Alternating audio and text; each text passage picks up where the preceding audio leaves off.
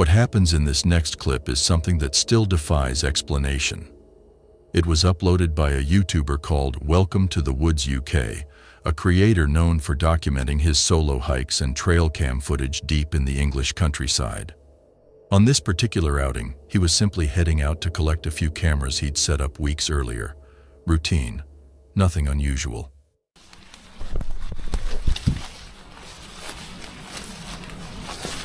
We've had one hell of a storm come in here the last couple of days, so I'm just coming in to check the cameras, make sure they're all still okay, we've got no big trees down and all the rest of it.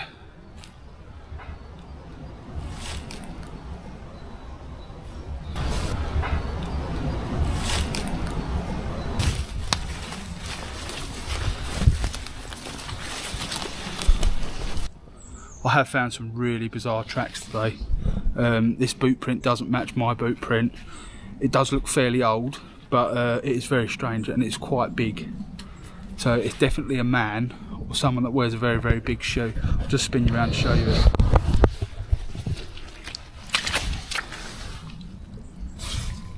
Look at that.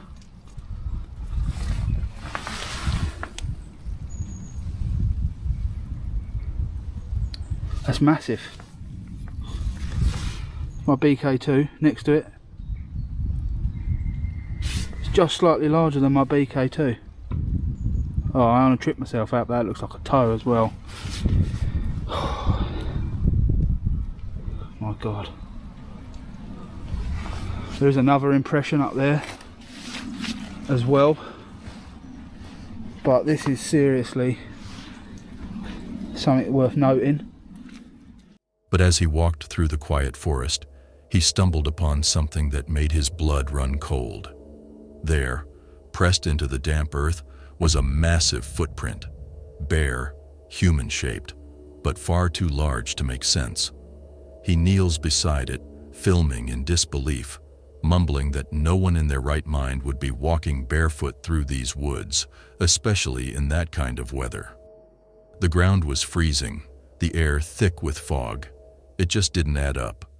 I think the best bet is to get my live camera, the one that I can pick up on the phone, which I put in a few weeks ago at a different location in the woodland. I'm going to go there now, retrieve that camera and program it onto one of these trees and get a reception, make sure it's working good on the phone, and then I can keep an eye on this area even at home in my bed. So I'm going to go off and get that camera quick. I mean, look at this though as well. These are obviously, these all bent over like an archway. That's pretty cool. But then it's happening there as well. It's obviously some sort of normal phenomena going on there. There's no sign of any sort of camps of people that shouldn't be here either. No fires that have gone out unless obviously they've used that, no trace where they would, I do it myself, make a fire, you cover it over with earth and scatter some stuff across it just so that it leaves no trace. The weather sorts the rest out. I'm going to get that camera though, yeah? I'll bring you back here when I've put the camera up. Right, it's all good. I've got the camera. Just sitting at the base of the tree. I'm going to strap it to this part of the tree here and I'll be able to do a 360 all the way around to keep an eye on the tracks. We're left just there and there, going through this part of the woodland. So hopefully, if this is someone that's coming in here poaching or just plain messing around, this camera should hopefully catch them, and it'll catch them whether they take the camera with them. I'll have footage of it on my phone, straight directly to my phone, permitting the signals all good. I think that's the only way around this one. I do feel really, really jittery today. I've come in here a few times since, obviously, checked on the cabin ruin, and I've bought some pilings in for my new cabin, so it's piled in the ground, sledgehammered in the ground and packed out, and then a frame built on top of that. But obviously that's some distance away from the spot we're at now. So what I'll do is I'll put this camera up and I'll just quickly show you towards the end.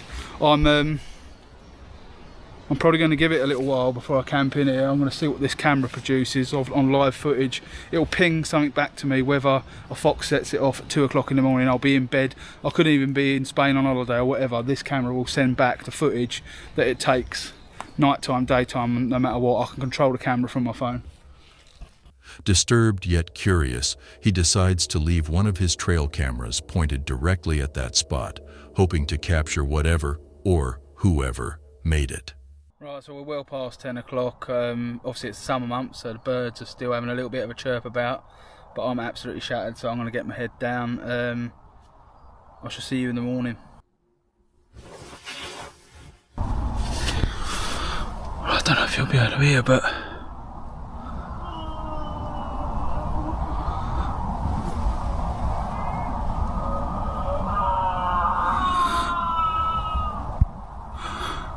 there's definitely someone out there. For sakes. 2 seconds. Hello?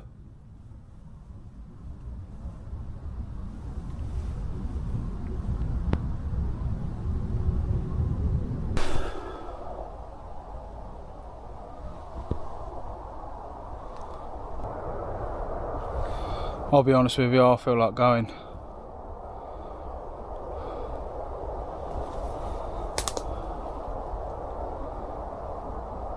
That might be exactly what I do. Seeing that the break of daylight was only an hour and a half away, I did decide to pack up and get going quite early. There was nothing more that happened that trip. I must admit I was more concerned that someone was walking around injured or out there hurt. So I did do a full sweep of the woodland on packing up. Nothing was out of the ordinary or could be found. Now let's fast forward a few days. Weeks later, he returns for an overnight wild camp, eager to review the footage. That's when things take a darker turn. There was an odd little light that came on the camera one night when I was sitting in bed. I had a notification, it pinged on. And then all there was this funny little orb-looking thing up to the middle left-hand side. I eventually ripped this off as some sort of bug that had come down. So let's fast forward 3 days post-camp that you've just seen. Early Thursday morning at 4:12 AM, this figure comes into view. Almost looks like it's trying to pull something down from a branch above, acting in a peculiar manner. Then the camera takes a further 2 still shots of it moving further off to the left-hand side of the woodland. So why is this person there at that time of the morning? Why do we keep hearing these shrills and shrieks? Is it paranormal? I just don't understand. On the recovered clips, something moves through the trees. A figure, tall, slow, almost human, but not quite. Its outline flickers in the infrared light before vanishing into the dark. Some say it's an animal, but no elk roam British forests. Others insist it's a person. Whatever it was, one thing's clear: it knew exactly where the camera was.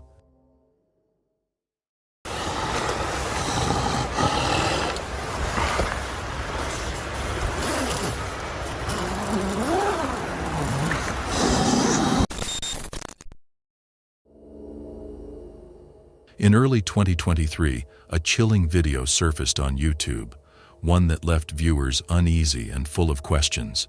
No name, no location, no explanation.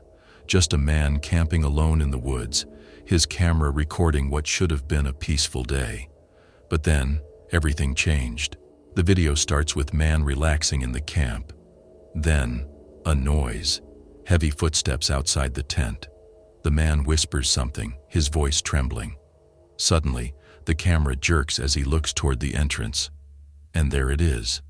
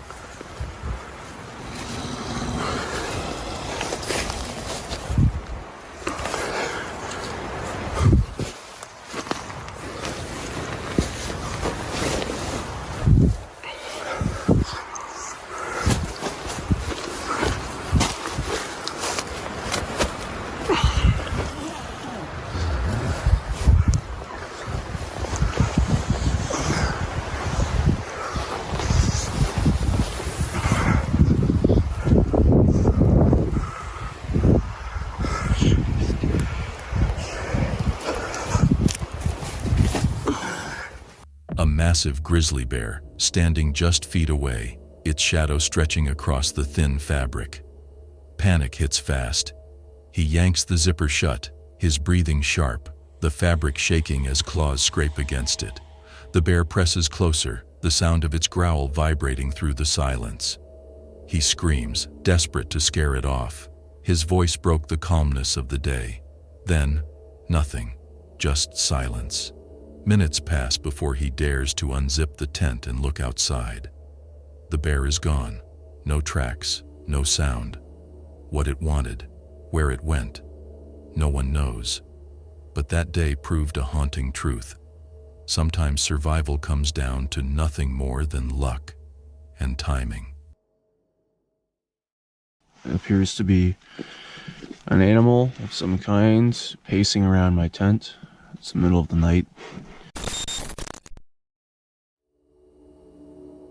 The Lost Lakes channel is more than just another wilderness vlog. It's a descent into the solitude of the untamed north. Its host, a seasoned outdoorsman, spends his nights far from civilization, surviving on skill, precision, and a deep respect for the quiet brutality of nature. His videos usually highlight the calm beauty of the wild, a flickering campfire, the hum of the forest, the meditative rhythm of being utterly alone. But on one cold night off Highway 101, west of Chapleau in the heart of northern Ontario, his solitude became something else entirely. They call this place the Black Bear capital of the world. Thick forest presses against every trail, and when the sun disappears, the darkness feels alive. Well, I am living every solo camper's nightmare right now. There appears to be an animal of some kind pacing around my tent. It's the middle of the night.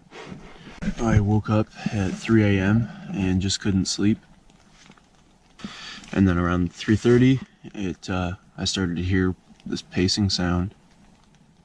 And 45 minutes later, it's still just pacing around out there. So I'm gonna talk it out with the GoPro and maintain sanity, and maybe the talking will make it go away. I'm just off Highway 101, west of Chapleau. So this is some very remote country, despite being right off the highway, and it's the black bear capital of the world, so I'm thinking that's a possibility. That night, around 3 a.m., the host jolted awake. At first, he couldn't say why. The air was unnervingly still, his tent silent but for the faint creak of fabric shifting with his breath. Then came the sound, soft, deliberate crunches on gravel just outside. He froze. Each step was distinct, slow, heavy. Something was pacing around his tent. The realization hit him with an icy dread. Whatever it was circling him. To keep the paranoia away, as I call it, we got three main tools. If you're a solo camper, I think these are well worth having with you. Even in the backcountry, it's a little extra weight, but a little air horn. That's the first line of defense, along with the headlamp. The bright light can be a good tool in trying to blind an animal that has much better night vision than ours, but would be very sensitive to light. Second line of defense, if the thing starts poking its nose at the tent, then I have got this little hatchet here, which I could whack it with this like sheath on, and worst case, take the sheath off. And then last line of defense, you might think this would be the second one, is the bear spray. If I use the bear spray in the tent, I'm going to get blinded and incapacitated. Probably more than, let's say, a bear, if it is a bear. If it were to try and raid my tent, I'm probably going to get the worst of it. The idea being that hopefully it also gets hit and runs away, and then I can just recover in safety. And my car is literally right outside there, but I can't find my car key for the life of me. I think I may have left it in the car. So while I'm tempted to hop out and get in the car, turn on my headlights, that's not an option right now because I'm an idiot and I can't find my key. And the pacing continues. It's all gravel here. This is a kind of a boat launch for this little lake here. So I can hear everything on the gravel. He glanced at his gear, mentally checking his defenses. 3 tools, carefully placed within reach. His only line between safety and something far worse. For 45 minutes, the creature's footsteps continued, steady and patient. He could hear the gravel grind beneath its weight as it made a full loop, again and again, never coming closer, never going away. The sound was maddening, a metronome of fear in the darkness. To keep from unraveling, he began talking out loud. Maybe it would scare the animal off. Maybe it would just keep him sane. His voice sounded small inside the tent, swallowed by the night. He joked nervously about needing to pee, about having no cell service. But every word felt hollow against that rhythmic pacing outside. Then came a strange calm. His mind, dulled by fear and exhaustion, began to drift. Your brain starts to forget about the threat, he'd later say, like a survival instinct shutting down the panic. By dawn, the footsteps were gone. No tracks, no movement, just silence. He had survived the night, but he knew the truth every solo camper learns eventually. Sometimes the forest watches back. The weather's still horrendous. It's 5 AM and the tent's just absolutely getting hammered by the wind. On December 1st, 2024, YouTuber Cora and the Explorer posted a video that quickly spread across the camping community. A trip so intense it borders on nightmare. The uploader, Keith, set out with his loyal dog, Cora, for what was meant to be a peaceful wild camp on Pavey Ark, deep in England's Lake District.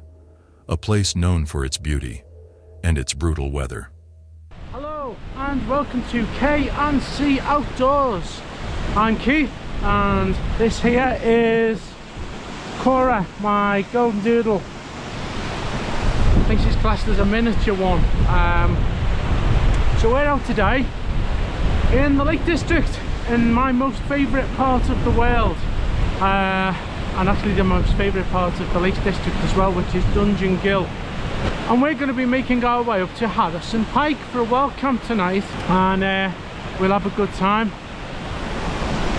But it's been quite damp today, which isn't a bad thing really, because I'm trying out some new gear.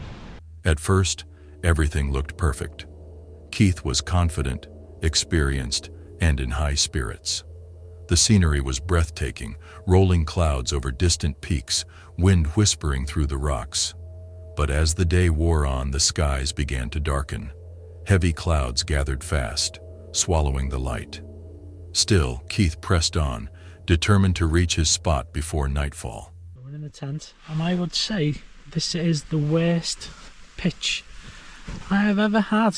I just couldn't tell with the lay of the land, and it is so on the slant. I just want to roll that way.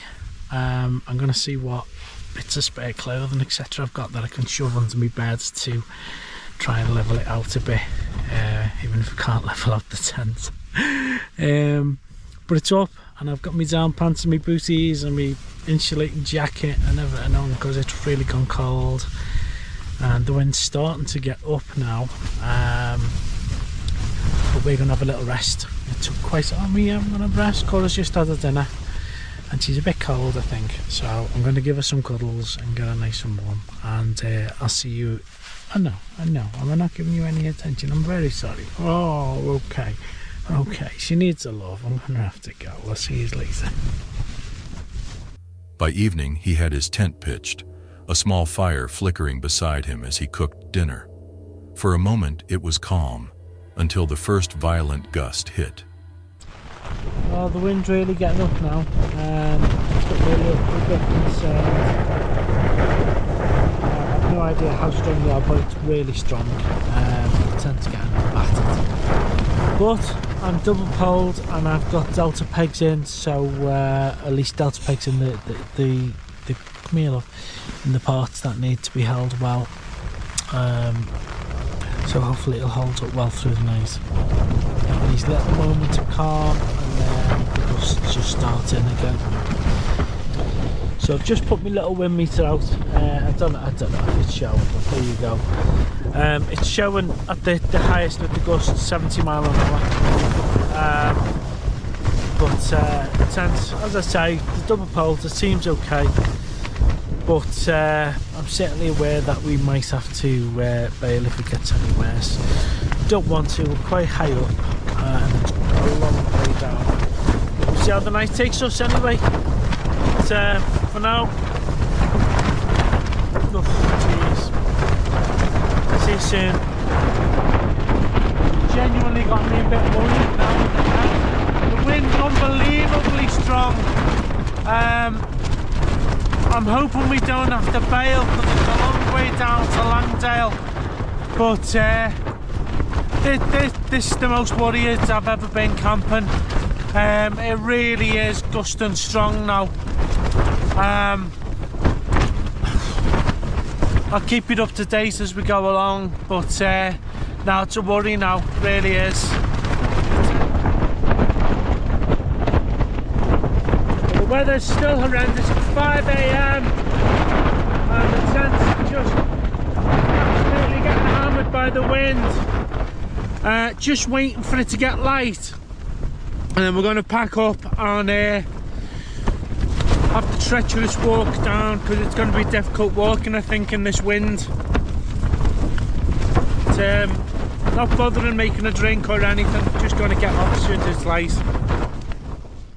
The wind howled through the valley, tearing at the tent fabric like claws. Rain hammered the ground, drowning out every sound except the storm's fury. Hours dragged on. The camera shakes as Keith films from inside, his voice low, tense. Every few minutes a loud crack echoes outside, branches snapping, the storm raging just beyond that thin layer of nylon. When dawn finally breaks, Keith wastes no time. He packs up, soaked and shaking, and begins the dangerous descent down the mountain. He and Cora made it back alive, but his closing words linger. That could have ended very differently.